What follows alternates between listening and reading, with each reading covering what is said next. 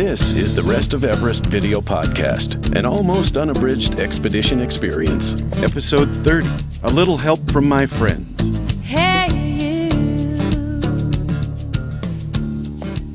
Well, hello again, everyone. Welcome back to the Rest of Everest video podcast. I'm John Miller. Again, for those of you just joining us, don't forget to start at episode 0 and work your way forward. You'll get a lot more out of the podcast, and well, I hope you'll be emotionally invested in the whole experience by the time you get to this episode, number 30 here. So anyway, let's head back to the podcast. Today joining me is Ben Clark. How you doing, Ben? Great, John. Thanks for having me again, man. Oh, no problem. It's definitely winter in Colorado, so hope all of you out there are getting ready for the holidays if you're celebrating them. But, you know, we've got some different kind of stuff going on up at base camp, trying to cope with the winds. And this episode's not going to be as, in quotation marks, boring as last episode. So let's head back up to base camp.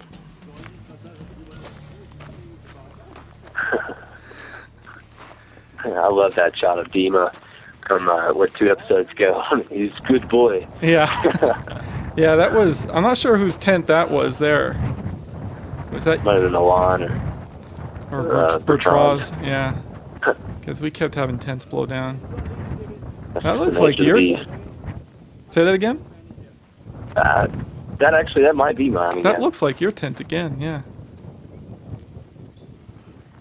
Or Dawa. Dawa did a little bit of everything at base camp. He's a tireless worker. Great guy.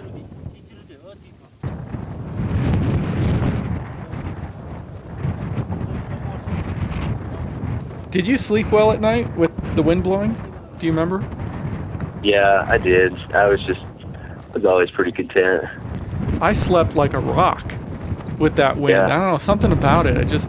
I guess my tent was really well secured, so I knew it wasn't going to blow away. So the harder it blew, the more, I don't know, I just knew that I was safe inside the tent and I wasn't going to blow away and it wasn't going to topple down around me. I just slept like a rock. Slept so well with that wind blowing.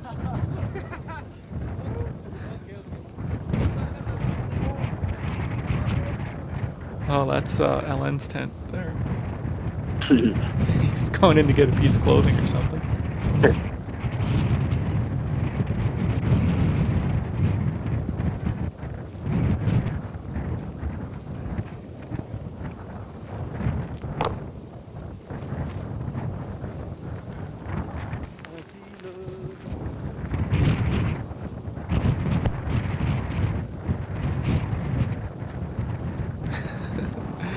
Grabbing his sleeping bag.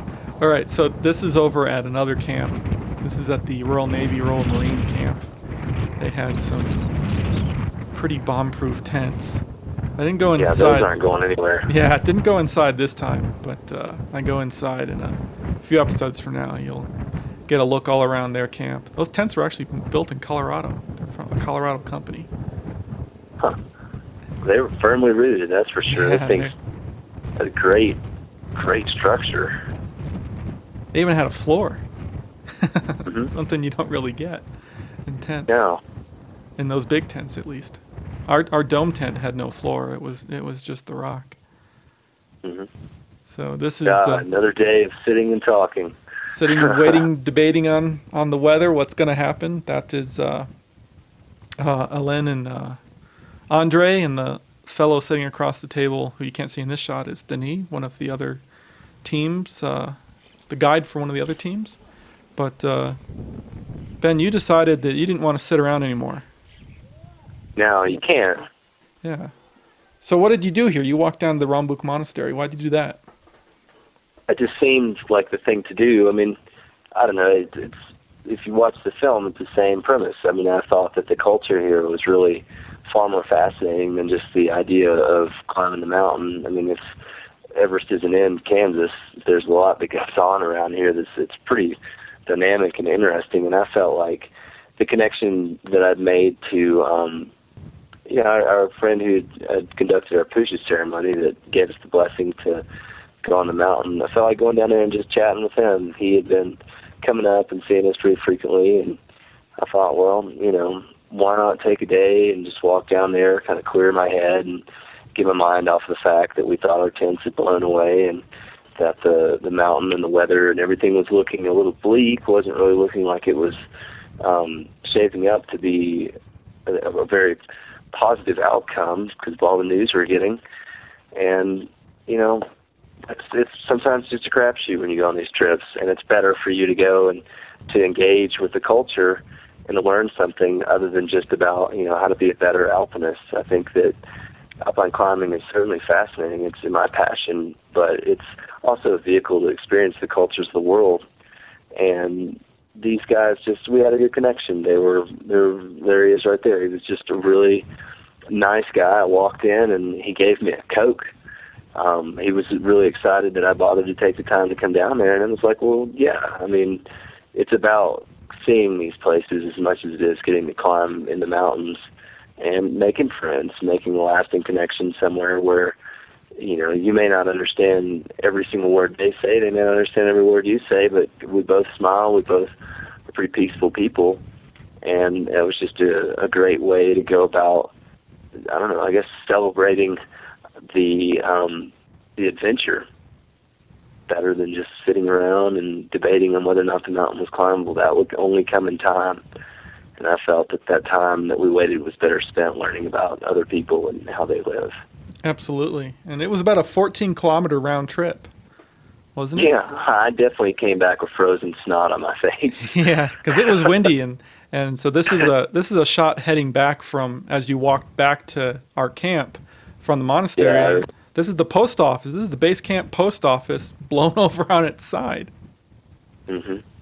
That windstorm was crazy. It wasn't an easy walk back, but it felt good to go and get out of that camp. I mean, camp becomes so metropolitan, and I didn't really go there to, if I wanted to hang out with Europeans all the time, I'd go to Europe, and it just, definitely allowed me to kind of re-engage with why I was there and to remember that really the spirit that surrounds that mountain is far more compelling an experience as an adventurer than, strictly hanging out and talking about climbing nonstop. and then I called my brother, and that's my sister-in-law I'm talking to right there. Before we get into this conversation here, when you returned from from the monastery, I do recall we just gotten a radio call down from Lakba up at ABC, and he had verified that your tent and everything was still up on the North Col, wasn't it? Yeah, absolutely. The luck of the draw. Which was a big thing to discover. That meant that you were going to be able to keep climbing. Yeah, if we were going to make it, we at least get the shot at it. I know. We're stuck. I'm going to send some stuff out today about these storms. They're horrible. Yeah, but this phone may cut out, so if I cut out on you, it's not because I hung up. and it did. Yeah, I don't think we'd ever get Iridium to be a sponsor because you could always tell when people were on an Iridium phone because it cut out. That's a great unit, I mean, but, it has its place. Works great out on the ocean when you can see the horizon. Hey, what are you doing? So this is your brother John. Man, I'm just sitting here at Everest Base Camp.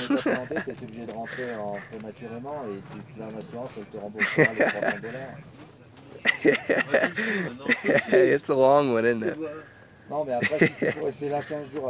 Yeah, I called so many of my friends from base camp, just like, hey, what's up?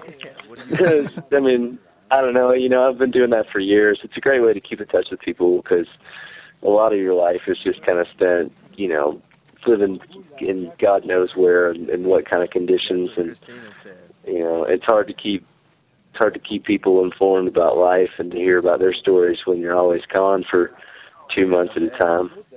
But just to let them know you care. Yeah, I don't know. I'm strong enough, but I don't know about the weather. I mean, it's been pounding. Nothing. We haven't had any good weather in over a week.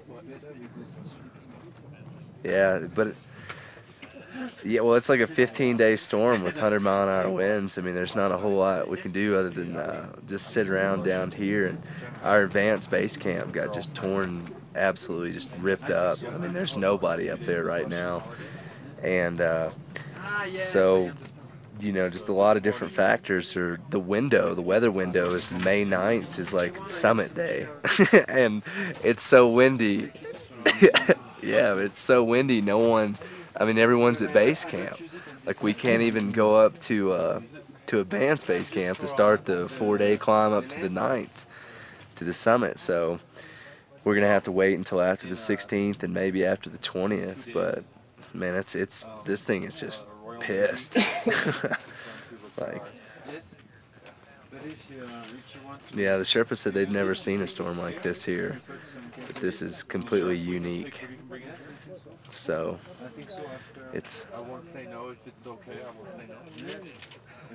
I will probably, if I can, I'm gonna try and shoot for it by around the 16th, 17th, 18th.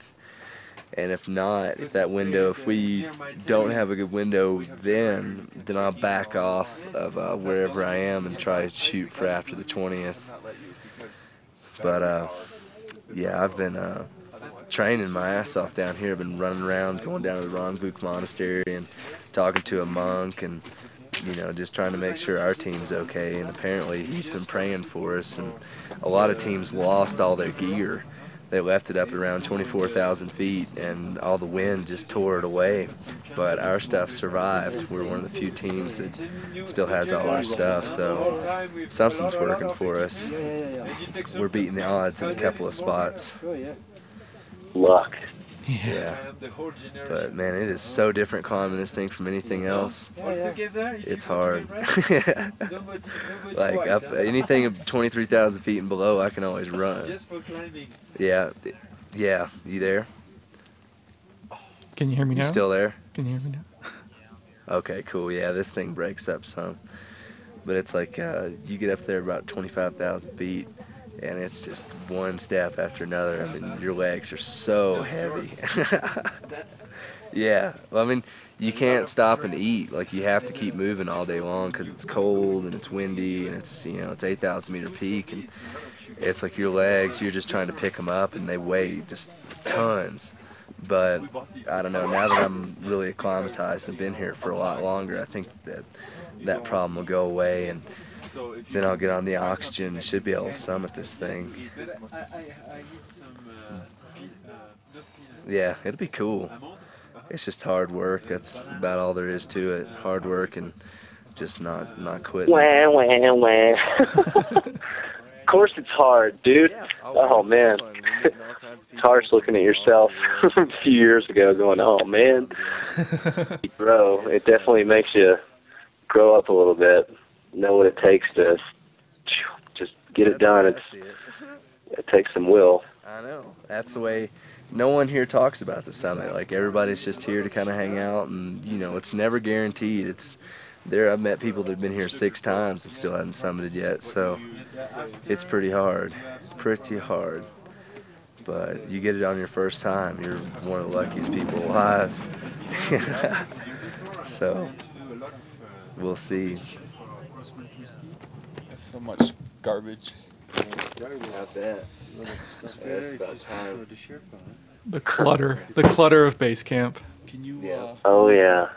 Tang and hot water. Hot Tang. Do I have to bleep that out? That's good. Yeah, I think I'm going to take a vacation when I get off this thing. I can sit in my house. I still haven't taken a vacation yet. 4 years ago, man. New generation. Watch TV. No? 2 days like that. Yep, just sit in the house. I think so. It's a new generation, huh? Yeah. It's still like that. With the big boss. Everyone was so bored. I think so. They were so bored. It's not so bad. It's just you spend so much time here. Everything going. Yeah, you spend a lot of time sitting around, and that's part of the game is learning how to be patient. Yep. See ya. Hurry up and wait. Ça demande des connaissances en médecine quand même que j'ai pas, toi.